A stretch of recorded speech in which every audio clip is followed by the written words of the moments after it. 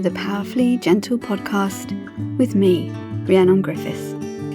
Join me for gentle and beautiful conversations around health and wellness, slowing down, sacred rest, and having permission to just be. To listen to more episodes, go to rhiannongriffiths.com, subscribe on Apple Podcasts, or follow on Spotify. Okay, beautiful soul, grab your cup of tea, come and sit down next to me, and we can begin. Hello and welcome back to episode 4. Today I wanted to talk about something that I speak a lot about with my acupuncture patients, and I have done for a really long time, because my speciality or special interest, if you like, over the last decade in clinic has been around the treatment and support of the emotions. And yes, of course, I have fixed my fair share of frozen shoulders and bad backs and migraines and more physical ailments with my magic little needles. But the stuff that I am most passionate about, and passionate about the fact that acupuncture and Chinese medicine can help with, is the mental, emotional, spiritual side of things. It's the part that many people don't even realize acupuncture and Chinese medicine can actually support you with. And it's one of the big main reasons that I stuck with having acupuncture during my late teens and when I went off to Bournemouth University to do my first degree in advertising and marketing communications. Originally, it was migraines that actually pushed me to go and have treatment, to have acupuncture in the first place. It was that sort of end of the road, tried everything else. Western medicine is not helping. What the hell have you got to lose? Okay, I will go even if I'm terrified and I'm a needle phobic kind of thing. And this is something that I have seen a lot over the years with my patients too. It's that last resort and the fear of the unknown. So I really, really get that. But it was actually how acupuncture and Chinese medicine and the 5 elements as a whole really supported me emotionally. That was the part that made me stay with it long term. And then eventually retrain as an acupuncturist via a second degree, and this time it was a BSc in acupuncture. And it's why I still have acupuncture now as a patient, all these years later, like 18, 19 years later or something crazy like that. And I still have treatment on a regular basis, and a fairly frequent basis actually, with my own acupuncturist, because I know that it helps keep my energy topped up, my emotions balanced, and it's a really non-negotiable self-care thing that is of paramount importance to me. And okay, yes, it's been a little bit tricky lately with all the world circumstances, but even then, we have had telephone appointments where my own acupuncturist, she will choose the points and then I will needle them on myself afterwards. And similarly with my own patients, we've been doing the whole emotional support and talking side of treatment over the phone or via the internet, even with some acupressure or remote energy healing that uses acupuncture points and acupuncture channels. And it's not conventional acupuncture, but it still works, and it's been working during this strange time that we've found ourselves in. And I guess also it is something, that side of things, I've been doing with acupuncture patients for many years. Patients that I had in clinic that then moved away from the area, they moved out of the area. Even sometimes to other countries, other sides of the globe. And they've continued with me in an online capacity or in some sort of energy capacity, healing capacity, so that they can have that therapeutic support that has its basis in Chinese medicine and the 5 elements, regardless of where they are in the world. So yes, I was doing some aspect of that sort of treatment and that sort of support, even before we had lockdowns or pandemics or anything like that. But I digress, as usual. Right, so yes, I am all about the emotions, and I have always been very clear that if you wanted treatment from an acupuncturist who just fixed your frozen shoulder and sent you on your way, then I will probably have never been the right practitioner for you. My treatment space is a safe space. It is a place to discuss things, to open up, to gain more understanding around things, to unpack feelings, to transform energy, to transform pain and imbalance, to help you feel better on all levels, every deep and interlinked holistic level. And for me, most physical things, and I say most because there are things like injuries that are somewhat random, but most physical things also do have an underlying emotional component. It's like that saying when people have a lot on their shoulders, in inverted commas. And yes, I see that aspect of things when people come in with physical shoulder conditions. It often has that emotional side to the physical condition. But maybe that's something to save for an entirely different episode before I go off on another big tangent, because the thing that I actually wanted to talk with you about today is around taking small steps towards hope. With my special interest in treating the emotions, which includes low mood and depression or feeling hopeless, these are things that I've navigated a lot over the years, both in clinic with my patients, but also at various times within my own life personally as well. You know that saying, right, that we teach the things that we know the best ourselves, the deep stuff, the painful stuff, the stuff that we might rather keep hidden or not share at all. But that's what my people get from me, whether it's in clinic, whether they're a patient in clinic, or whether they are on retreat with me or working with me online in some capacity. They will always get my deepest understanding and knowing and feeling, because I have invariably been there myself at some point in life as well. And the conversation I've had a lot when supporting someone on this emotional level is that the only truly powerful thing that I have found helps with depression or low mood or that kind of nothingy numbness or hopeless feeling is taking small steps, and that's baby steps, ant steps, whatever you want to call them, but small steps moving towards hope. Taking those steps towards what you do want, what you wish for, what you feel could be out of reach, but that kind of doesn't matter. It's the small steps, those baby steps that matter. And yes, of course, acupuncture can help with feeling low. It can help with depression.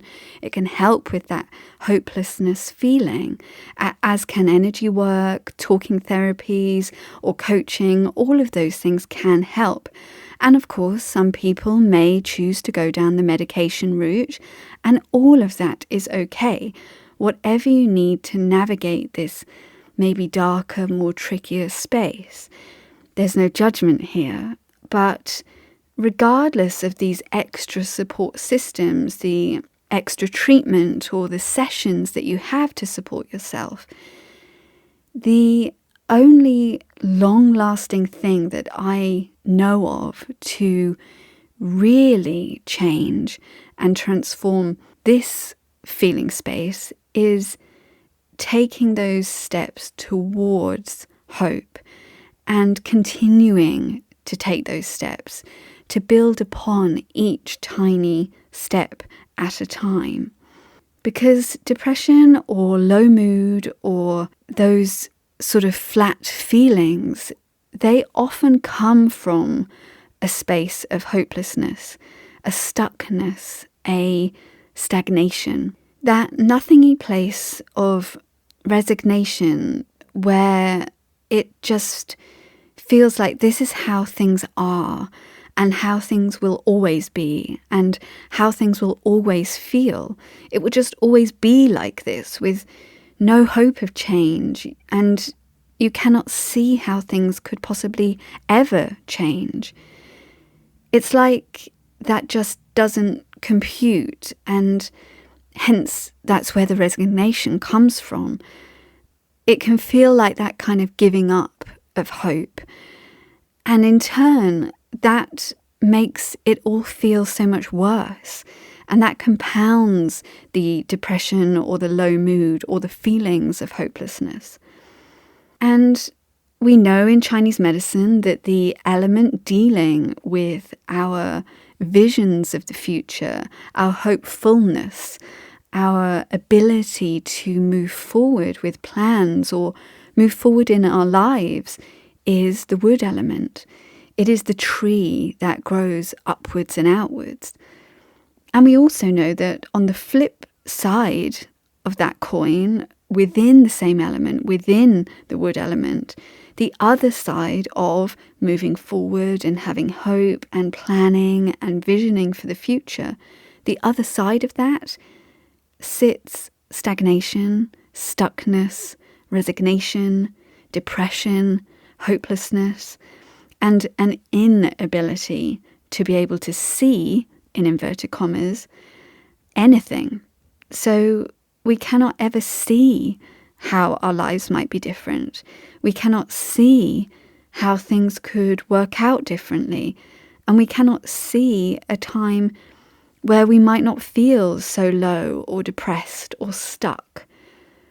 So the importance of taking small steps is huge, because if we stay within the stuckness, in that stagnation, in the doing nothing, in that sort of same status quo, just as is, then we never get a chance to flip that coin over. We never get a chance to flip over into the good side of the wood element. Okay, well, you know by now that I don't really classify anything as good or bad or judge emotions in that kind of way. But if we don't take those baby steps towards how we wish things to be, then we don't get the chance to flip over into the more comfortable side of the wood element's vibes and resonances and the wood element's energy. So yes, I'm not saying that depression or low mood or feeling hopeless is bad necessarily. There is no judgment on it here. It just is. It exists. But I just know it's not a comfortable space to be in. And many of us wish to spend less time within that uncomfortable space, that uncomfortable place. So this is why we need to take small steps, the baby steps, towards hope. Because that is the more comfortable space, the happier place, the lighter, brighter and more expansive side of the coin of that wood element. And well, let's face it, also of life in general, you know. But what does that mean exactly? What does taking small steps towards hope actually look like? Well, if you want your job to be different, it means starting to have a look at what else might be out there for you. Or if you want to set up your own thing, just making small steps towards that.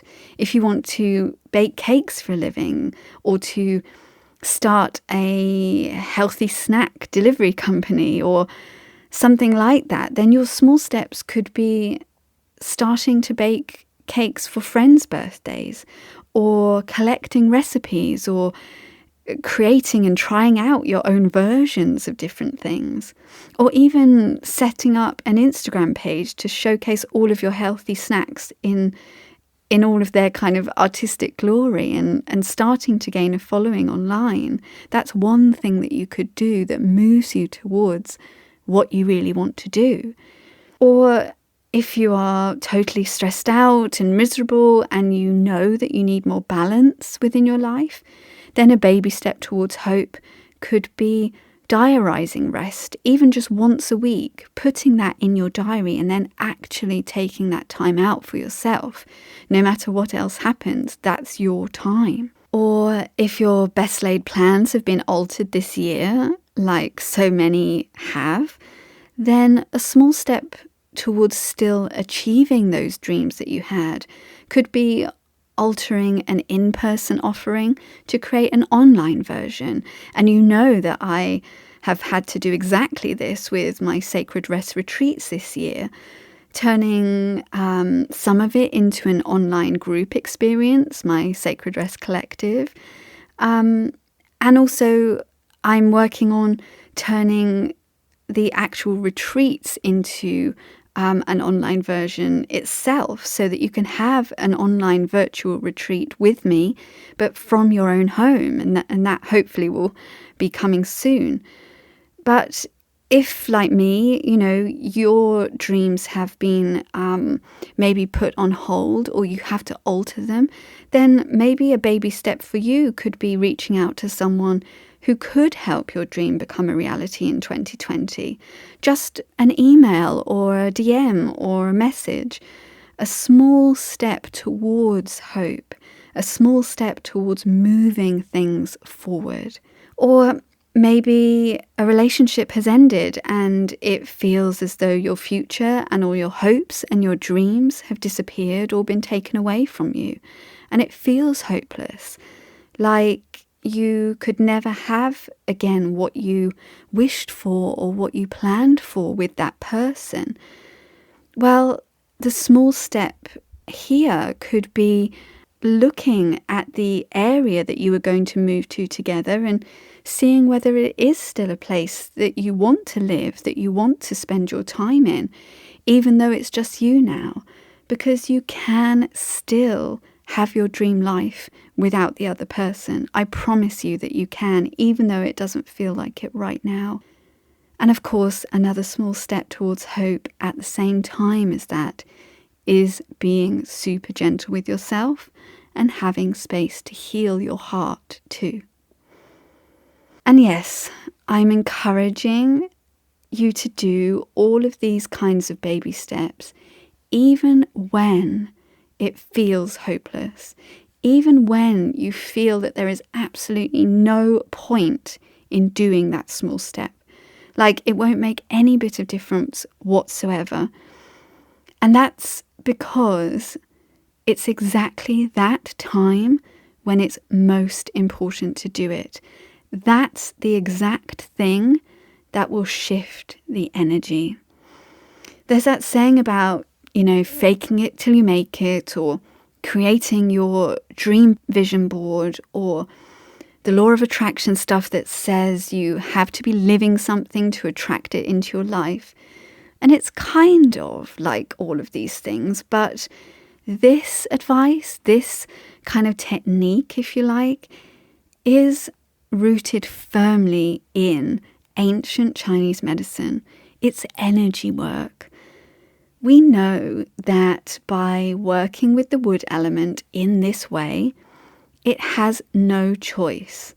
It has no choice but to start moving again, becoming less stuck, less stagnant, less hopeless, and thereby less depressed and less resigned. The energy or the chi, it will just move in this way. It has to move.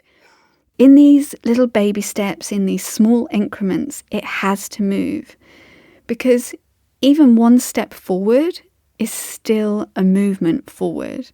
A small step is still you moving forward.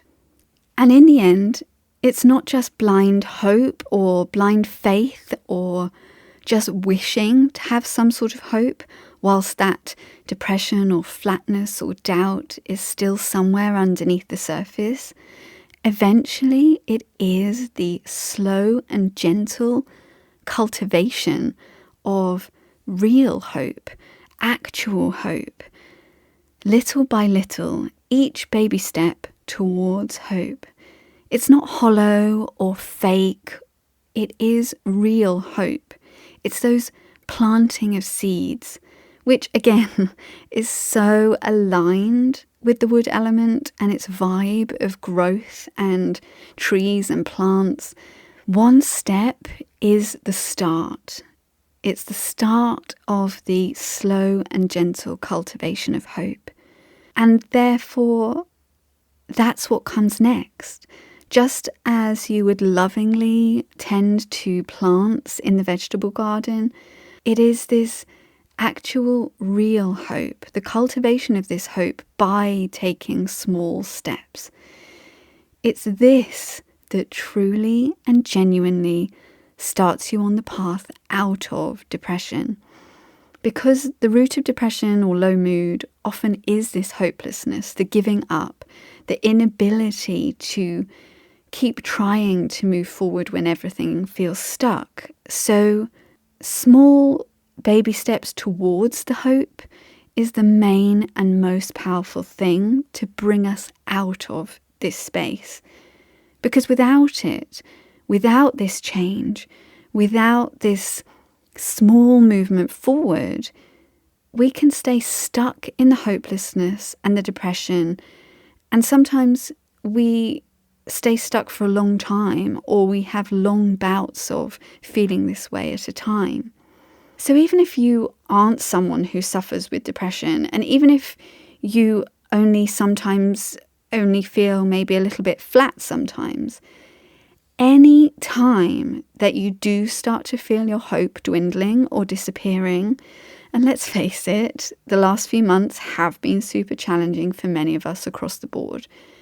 And it has at times felt challenging to feel hopeful about what comes next, or to truly see our visions of the future with any kind of clarity, just because there's been so much uncertainty. And I guess there still is quite a lot of uncertainty around right now. Again, that's a whole other topic really, but whenever the mood dips down, or whenever things start to feel hopeless, and note that I said feel hopeless because it's a feeling and not necessarily a universal truth. And that's not to say it doesn't feel true to you. I must make that clear. This is in no way diminishing how you feel. Again, you're always allowed to feel your feelings. But it's just a distinction between how sometimes our feelings are super strong and they can colour our perception of things. Again, probably a topic for another time and another podcast episode. But whenever you feel low or hopeless about things, then I would gently invite you to take just a small step towards hope again. Take that small baby step. So what can you do today, my loves, to move that dial towards what you do want in your life? What is that one small, tiny step that you can do right now, this week, to help you regain a little bit of hope, to lift your spirits, to get that chi and that energy flowing once again, to start building up the hope again, to rebuild any hope that may have been knocked down or thwarted or stopped in its tracks lately, especially with everything that's gone on globally. And yes, it may feel pointless to begin with. It may feel fake or hollow or just like a drop in the ocean that's not going to make a blind bit of difference to how you're feeling or how you have been feeling. And you might not even believe me when I say that it will help, but I have likely been at some point where you are right now at various times in my life. And I know, hand on heart, that this is one of the only true ways that I know, and long-term ways, a thing that has any longevity in helping this kind of low mood. It's one of the only true ways that I know of, and in conjunction with acupuncture, energy work, and other supportive therapies, of course, and Western medical ones too, if that's what you need. Again, absolutely no judgment here. But I promise you that taking the small steps towards hope is one of the most sustainable and long-lasting ways to help shift things for good and to start feeling better and start feeling better long term. So let me know how you go, and I really hope that this helps.